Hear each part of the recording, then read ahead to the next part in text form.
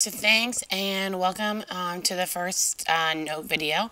You can see just like at the top of your note packet here the pages in the books that are covered.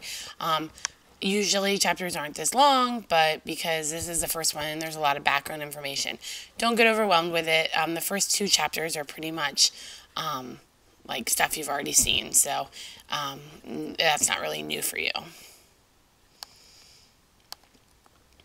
So the first thing on here is just about science, and again, you're in science class or you're learning about science class right now, so you want to know that science is something that's a body of knowledge and it's always changing, and it's been collected through different methods, and we'll talk about the methods and how you do science, but I mean, you pretty much know what that is.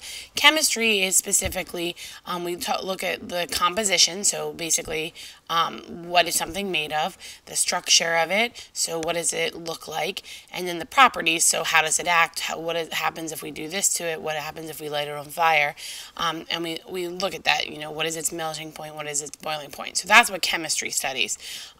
Basically we want to see how things are made, what they're made up of, and why they act that way.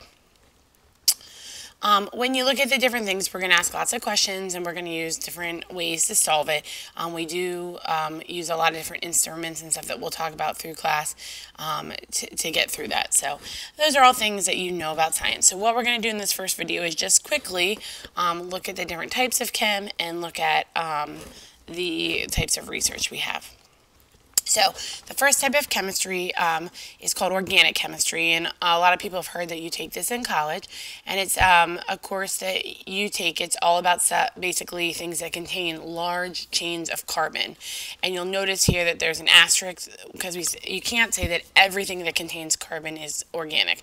There's a few exceptions. So carbon dioxide is not considered organic, carbon monoxide is not considered organic, and a few other ones we'll talk about. Most things that are organic have long, very long carbon chain backbones. That's what they're made up of. Your carbon-based life form, anything that's, any living organism, all life that we know is based on carbon. So those are organic.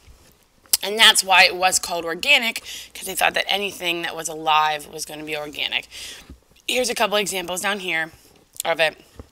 Over here is just an example. This is a really famous organic molecule called benzene, and people didn't know what it looked like for a long time, and they finally figured out what it looked like. But it's hard to read on here, but it says, don't try this in the lab, kids, because while they were researching benzene, what they found was that it's also really good at attacking your bone marrow and giving you some forms of cancer. So you have to be very careful with it. So. Inorganic chemistry is stuff that we're going to focus on a lot, and it's just stuff that does not contain carbon. So it's the opposite of organic chemistry. So table salt is an example, sodium chloride, calcium nitrate is just another example, but there's hundreds, thousands of them. So that's what we'll primarily focus on. We'll do a little bit of organic, but most of our course is going to be inorganic.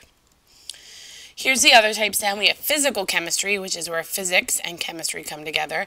And this is where you deal with a lot of the matter and the energy. And energy is kind of the major focus of physical chemistry. Analytical chemistry is the stuff where you're identifying things, you're trying to find out what is something made of. This is also how a lot of times they make like generics. Like think of, you can buy like generic perfumes and stuff at Walmart. So what they'll do is they'll take the regular perfume and they'll actually chemically like determine what it's made out of to analyze it and see what is actually like what's its structure, what's its form. But it's also used extensively in forensics and crime scene investigation. Biochemistry is naturally the connection between bio and chemistry, and it's anything that's living that we would study. Like if we were going to study your hemoglobin, or we were going to study like a new anti-cancer drug, that would be considered, and how it like interacted with your body, that would be considered biochemistry. And then our last one, theoretical chemistry, is the ones where you don't have, you don't go in the lab, you don't do experiments, you actually use computers, advanced modeling, and this is like string theory, quantum mechanics, that kind of stuff. Like it's on such a level that we can't physically do it in a lab, we have to do it in simulations for it.